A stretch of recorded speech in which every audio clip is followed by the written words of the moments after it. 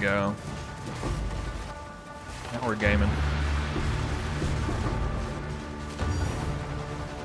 Now we're gaming.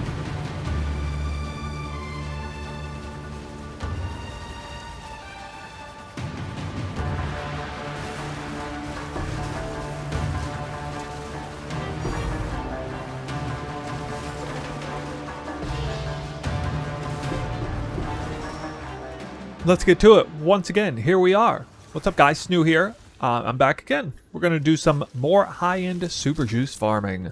My favorite. And the reason we're going to do this is because I did it a little bit ago, micromanaging 100 maps, trying to be really intelligent about the precursor map types that I was using for travel maps, for citadel maps, for tower maps, and then trying to, micromanage the water maps and not water maps. And I'm going to still do some of that today, but we're throwing a lot of that out the window. We're just going to go all in Overrun. Overrun by Abyss maps all the way down the line. I'm talking about maps like these, Waystones like these. Every single Waystone, or in case it's already preloaded on the map, will be overrun by Abyss. That is the special theme today. I had so much fun doing the 100 maps last time. I said at the end of that video I wanted to do it again, so here we are right back at it, doing it once again. Now, today's farm is going to look very similar to the last one, so I'm still going to go over the setup. I'm going to do the atlas, show you the atlas, and we'll get to the investment cost, and we'll kick it off with the first map just like we usually do. So the setup here is once again going to be precursors, very similarly rolled as last time, with number of rare monsters. I mentioned this in the last video at some point, that rare monsters are where the loot is, so kind of got to target them. It's either that or uniques, and you can scale rare monsters up in terms of their quantity a lot harder than you can scale up unique monsters for the most part. So the reason we're running all increased number of rares on here is because it's paired with Rarity Waystones. It's a heck of a lot easier to roll pure Rarity Waystones than it is pure rare monster Waystones, and for that reason getting the Abyss Overrun is going to be a lot easier on pure Rarity Waystones with the Omen. And that's the combination. I really like this combo. Tested it out many different ways. Still going to use the exact same distillations, which is 1 isolation, 2 fear.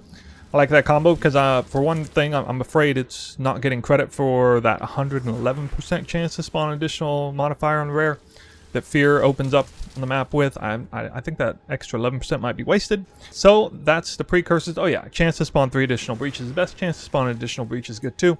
But basically these are the best precursors, not perfectly rolled because we're not trying to absolutely cripple the bank in terms of the investment, which we'll get into soon. But yeah, the precursors were actually self-rolled, divined myself. The market, for whatever reason, is kind of screwy right now, and it's best to take old, dusty precursors off the shelf, which, at least up to this point, have been available very cheaply, and divine them yourself either for profit or to run them yourself at 17 or 18 uses, not 10. And then it's best to craft your own maps. It's really not that much of a headache. I went over how to do that in the last video, so I'm not going to show exactly how. I've actually showed this in 2 separate videos. I'm not going to show exactly how to do that on this video, but it's pretty common. It's almost common knowledge at this point, I think. And we'll have some grand projects that will be used, probably not all of these, certainly not all of these, but just on the tower maps to open it up so I can be more selective about which layouts I run and spend less time traveling and more time juicing. Might need to run this precursor at some point as well. So these other dump tabs will stay wide open. As far as the atlas is concerned, we got a bookmark here, and it's going to take me to this spot right here if we let this thing load in. Yes, alright, I got a couple towers online that are feeding into this foggy area here, and this is kind of where I'm going to travel, somewhere in this fog. There's actually a lot of corrupted zones here, and so this is going to be nice. This is a slight deviation from what I did last time, is I'm putting a little more emphasis on target farming corrupted zone. Happens to be a lot of water here too, which should serve me well. But yeah, I'm just going to basically open these up with Grand Project, and I'll be able to go straight to this blooming field, open it up, and then target farm whichever ones are decent layouts, not with increased gold drops, stuff like that. I'm actually going to ignore citadels completely, which might surprise you, but I just don't want to mess with that right now. Just want to see what the pure currency per hour is with abyss farming. So that's kind of where my Atlas is right now. As far as the Atlas is right here, same as the other day. I will remove local knowledge and put pack size points here if it need be. But basically, yeah, it's just this if I'm running a water or swamp themed map. You can check PoE 2DB if you need to check that. Sometimes it shows up on the label, sometimes not. And if it's not, well, I'll just simply plug in an extra 3% pack size there. Zesh Madness can be stolen, so it's an extra modifier on breach monsters is really important. So this breach setup is important here. Getting the mirrors is good right here. Nothing else really matters on expedition or whatnot. My goodness, that's a lot of maps selling. So that feeds us straight into the investment cost. Let me just say up front, in case you were skeptical, I am selling a lot of maps and a lot of precursors, as you can see.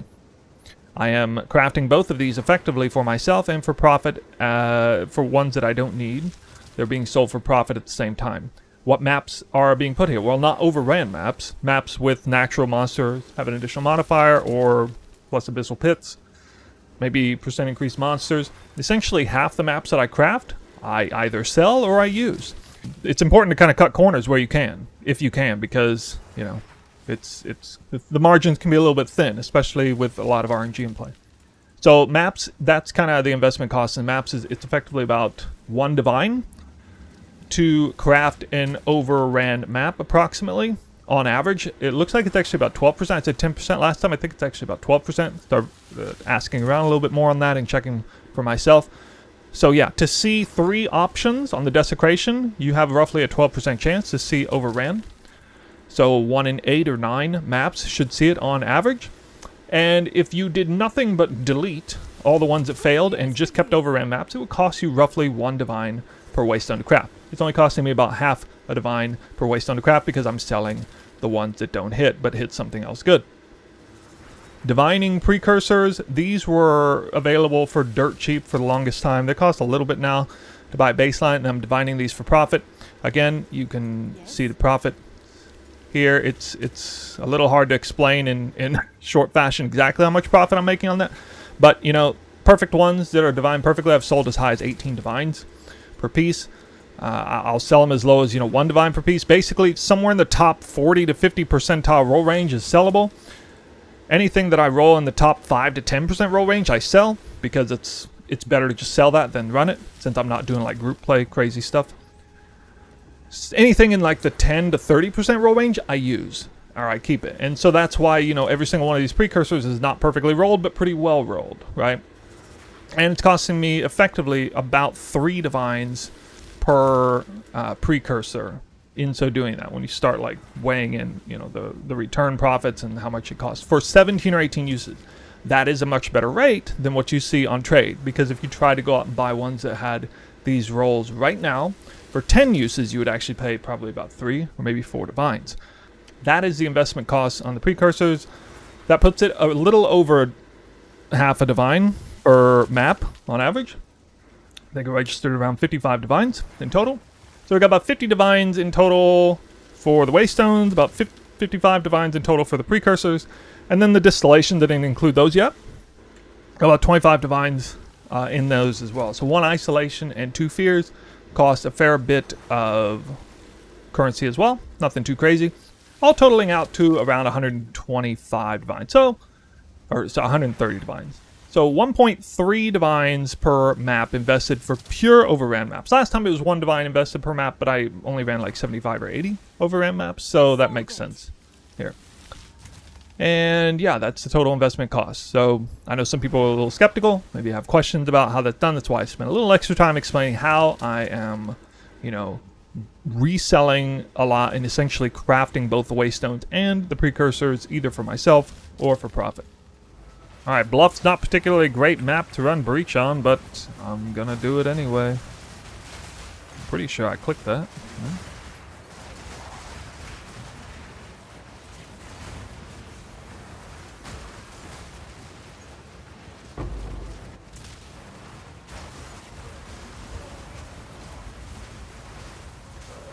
How does a mirror drop work? Well, it's extraordinarily rare.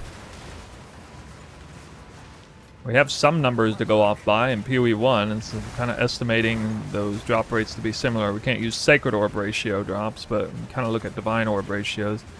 I don't know the exact Divine to Mirror ratio in PoE1, but it's something like I've heard 1 to 600, I've heard 1 to 800, I've heard 1 to 1,000, 1 to 1,200.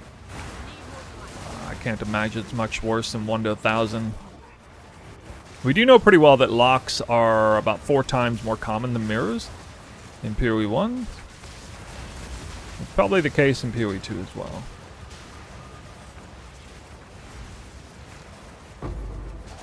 Because you can see like the amount that's available on trade, and kind of reflects that.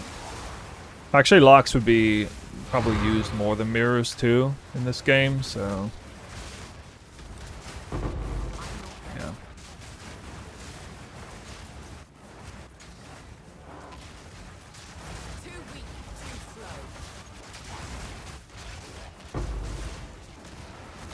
Oh, I forgot to use the right precursors. Oh man, I gotta knock out the towers first all at once so I can kind of remember to do that. Whoops.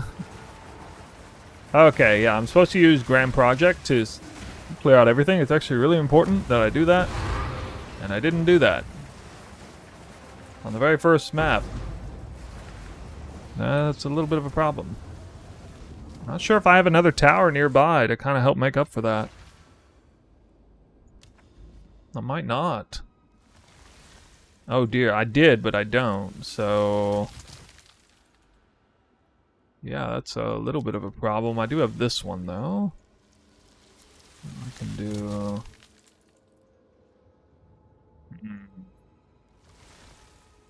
Alright, well, I'll get that one, Mesa, done up there. Yeah, that's kind of a stupid mistake on my part.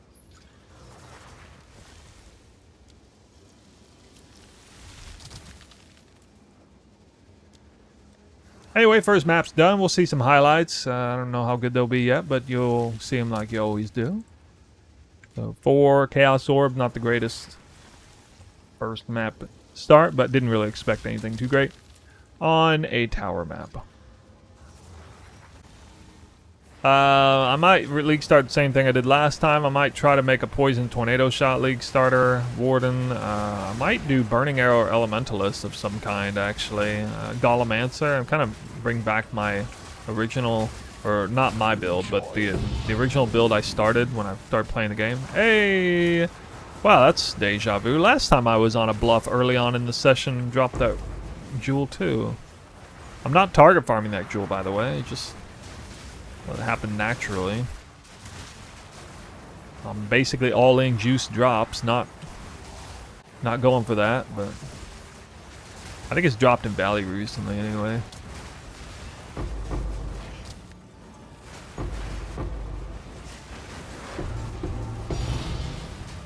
Perfect Chaos Orb. I didn't even drop that in 100 maps last time. It's a really rare one. No, I am super unlucky on Divine Orbs at this exact moment, for sure. Yeah. I got freaking chunked there. Ancient Jawbone! Woo! More ting. Alright, well, see, I mean, this is why... This is one of the reasons why you might want to run Overrun on every map, because, seriously, if I'm not tracking this, I feel like maybe I should, but if I, like, held aside the high-tier currencies I'm getting just from the chests, in Overrun maps you could open like 10 to 20 chests. So much stuff comes out of them. They are boosted by Quant and Rarity, but not by rare monsters. So, I mean, like, you probably get an average of like 1 extra tink per map just from chests. Maybe not quite, but... So, I mean, that alone pays for the... that alone pays for the map. Just that pink.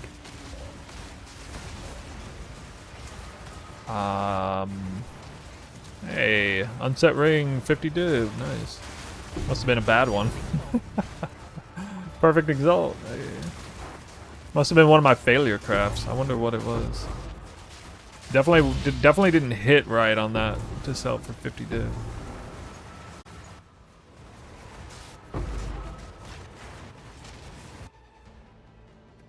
Let's see what the number is. Yeah, here you go. This is the highest I've ever seen the number. 3.6 million. I did catch it right when Trinity was fully activated. So I got like 65 head armor buffs. We can take a look at the numbers here. I must have fire conflux. Definitely. To have it look like this. Almost definitely, actually. Whirling Slash 1.3 million.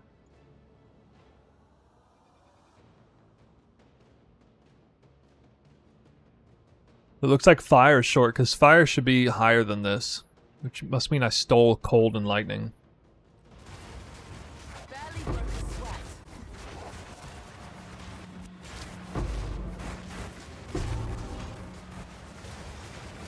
What the hell? You got no, dude. What, dude? That cannot be. I clicked this stupid thing. Oh, I hate this so much. I'm so mad. It's gonna collapse right as it lets me in here. Oh my God. Well, that's one way to break into the center area.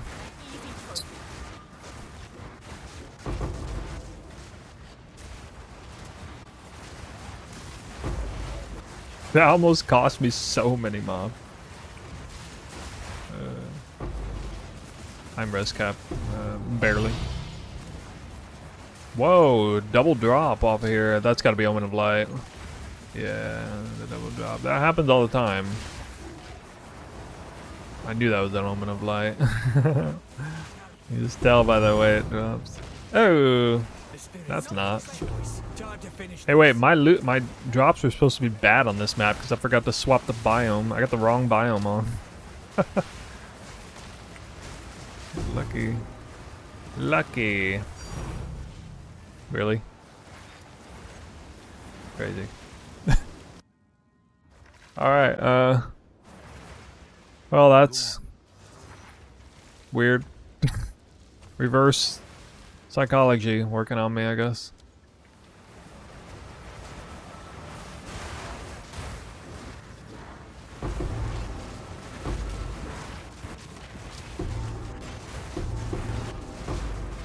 There we go.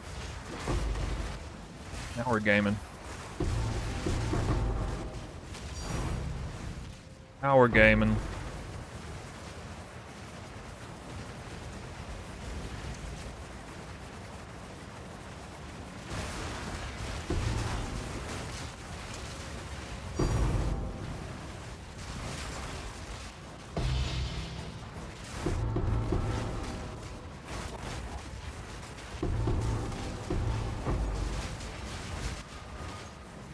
Usually can't even really hit anything too crazy. Oh, that's a Omen of Light, for sure. Yeah.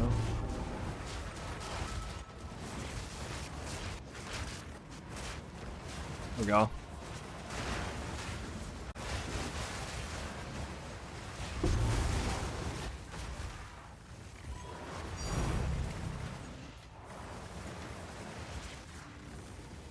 Finally, visions. Nice. What is Visions of Paradise worth now?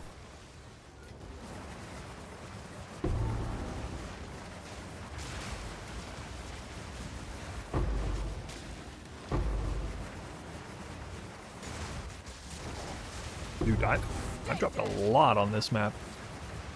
This map doesn't actually have more rarity.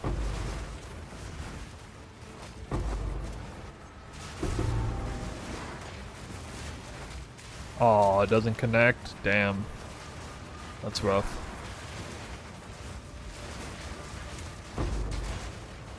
Book it!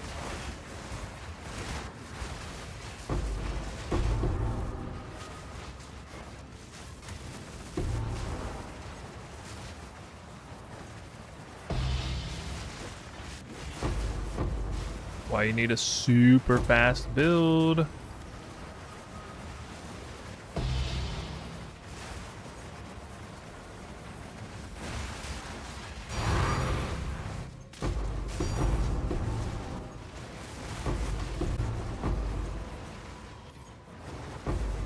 Nothing more fun than Breach on Sandspit. Nothing more fun than that.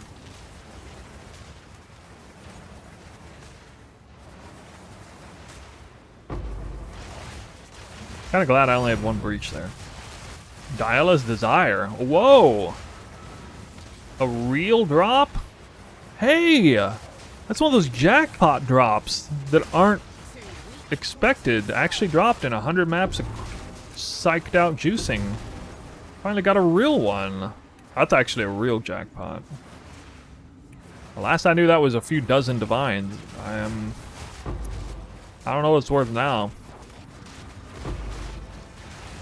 What is it, guys? I can't believe I got on trenches of all maps. What the heck? Trenches. Secret map layout. Here are your initial results. So, we're going to kind of speedrun this because it looks very similar to last time, as it should. So, just to remind everybody, this time we ran kind of the same test I did last time. I'm just kind of making a good excuse to do it. And I figured I would run only exclusively Overrun maps, even if I kind of wasted them. I kind of regret doing that, actually, on Bluff Tower and certain layouts. It's just really bad to run Overrun maps. But the results kind of came out similar anyway. Virtually the same number of Chaos Orbs dropped at a little over 500. Definitely dropped more Divines, though. 101 Divine Orbs, so that was good. I thought I got a little bit unlucky with Divine Orbs last time, but somewhat biased confirmed there. A few more nulls than last time as well. And this is sort of to be expected because I definitely ran more cleansed maps this time. I also kind of focused on doing better. Like last time, you know, I ran good water layouts and stuff. I didn't really focus that hard on cleanse map. This time I had like 4 major cleanse areas. Last time I only had 2. That definitely makes a difference. Here's the big thing, though. I talked about how last time I felt like I got pretty unlucky with any sort of outlier jackpot loot that's not just, you know, divines and omens of light and, you know, all the stuff you just kind of naturally drop here and there. Here's an example of an item that you would not get every time doing 100 maps and actually, you know, truly cranks up the currency per hour of the farm. I expect things like this to drop now and then. I'd certainly expect at least one item like this, of this caliber, this value, to drop in 100 maps. And so we got one this time, called Diala's Desire. It's 28 divines right now. And we also got a rune that was worth a few divines, like 4 or 5 divines, I think. Also got quite lucky considering how rarely I did Ritual to find an Omen of Whittling in one of the rituals. And we also got a Visions of Paradise. I don't think Visions of Paradise is that much of an outlier since I'm dropping like 10 grand projects anyway. Probably should get one Vision. But, you know, those are a few items that just simply didn't exist last time. We also got a little luckier on uniques. Not much luckier, I'll say. A couple Prism Guardian. I think there's 2 items in here of noteworthy. Constricting Command, one of my own helmets. Certainly would expect to see at least a few of these.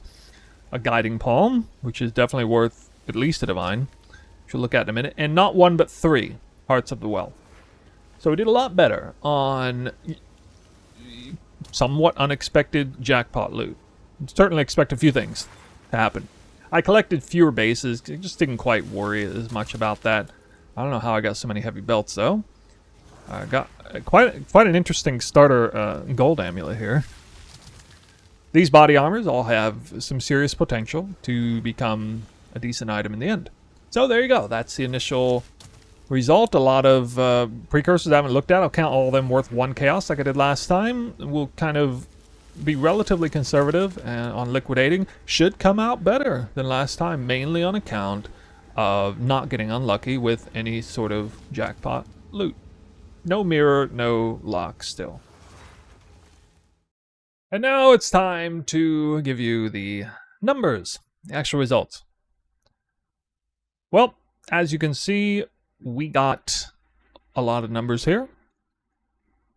And it's going to look very similar to last time. I mean, it's almost identical, actually. So it looks like even though I got a few jackpot drops, I ended up investing an extra bit of currency to run nothing but overrun maps. And that didn't pan out quite as well as I hoped. So I learned a little bit of something for sure, which we'll talk about in the final thoughts. But for now, you can see I've liquidated just about everything. I left the uniques there. I'm counting these uniques as worth, let's see, each of the Heart of the Wells worth 3 div a piece. And then Guiding Palms, I think like 2 divines. Constricting Command was like 5C. Didn't count any of this stuff. Only counted each precursor worth 1C. And I didn't liquidate literally everything, but yeah, liquidated a lot. Probably should have liquidated the catalyst, but kind of forgot to. Anyway, most of the big stuff. And we have 8.4 divines worth of precursors. That's counting grand projects, 1 vision, and the rest of these. Uniques are right here. Basically just these that we've already talked about. And currency in total with between all the divines and chaos, we got 239.5 divines there. So investment cost 130 div, 30 divines higher, because again, exclusively overrun maps, cranked up the investment cost there a bit. Gross 258.5 divines, net 128.5 divines. Divine per map rounds up 1.3. Divine per hour, again, it was about 10 hours to do it. So a little less micromanaging, not doing citadels, for example, which I think hurt me for sure. I opened up some citadels, did not run them. So that's probably where some of the loss is coming from. Glad I realized that in the middle of talking here. 12.8 divines per hour was 12.5 last time. So yeah, if I had included some citadel maps properly in there, I'm sure the number would be a little higher, because I had at least like 3 or 4 citadels just sitting there, not running, and I should more than likely run them with Visions of Paradise also, which I guess I'll maybe include that next time. But yeah, this still came out a little bit mediocre, but it's showing consistency, isn't it? It's definitely showing some consistency. Also ran more cleanse maps than last time, so gave up citadels, ran more cleanse maps, died 6 times. Yeah, actually 6 times I died on this farm, so much lower performance from me. I still count those maps against me, by the way. I died twice in the previous 100 map set, 6 times this time, so, you know, I ran 4 fewer maps this time than I did last time. Still counting the investment cost, but not any currency gained. Crashed 3 times towards the end, almost made it with no crashes, but I don't count those against myself. And so also hurt my earnings a little bit there too. The spread of currency was quite similar. Probably came out a little higher on Divine Orbs than anything. Remember last time I had like 86 Divine Orbs or something. This time I had 101. Most of the other things came out a little bit higher too. About 10-15% more. I attribute that to a combination of more overrun maps as well as more cleansed maps most of all. Similar approach with, you know, everything else. Involved water maps, biomes, things like that. And yeah, that's it for the numbers. Let's get to final thoughts. Yeah, so for final thoughts, I'm just going to keep this short. I mean, it basically came out about what I expected. There are a few variables thrown in the loop. Nothing but overran maps, higher investment costs, ran more cleanse maps, got a little bit more currency that way, died more often, got less currency that way. Got a few jackpot items, made up for some of the higher investment. Everything turned out almost exactly even from the time before. And I'm quite happy about the results because I like seeing that consistency in a world of so many unknowns. Some people might think that, well, you did 100 maps, let's see you do it again. Exact same result. Well, there you go. Did it again. Now 200 maps under my belt. So I don't really have much else to say about the farm. It's still a great farm. Again, Rarity, Waystones with rare monster focused precursors seems pretty good to me. And if I'm getting 1 divine per map, I mean, that mirror and or lock it would eventually drop. It would eventually drop. So I'm still not going to normalize the results here exactly, but I'm guessing, maybe you guys can let me know if you agree or disagree, but I'm guessing it's something like 1,000 divine orbs dropped to 1 mirror drop. I figure being conservative, overly conservative, if anything there. You can't really compare it one-to-one with PoE1 because that has like Wisp content, which adjusts the formula a little bit. And we don't have that here, but over here we have Rarity affecting currency drops, which also adjusts the formula. So we really don't know the exact number there. It would probably depend on the rarity of, you know, what you're doing. So that calls the question. That makes me think that maybe focusing really hard on rarity on maps would be a good idea, but I definitely want to put some rare monsters on there too. So I for the time being, I like the strat.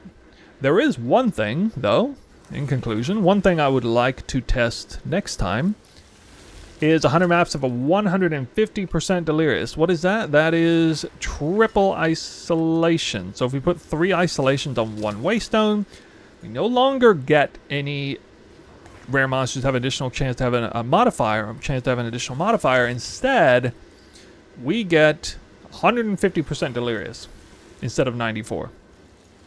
Now what's that going to do? Well, Delirium gives you a sort of a hidden percent more quant and rarity multiplier, at least to monsters that spawn natively in the map, which includes a lot of Abyss monsters actually, no Breach monsters.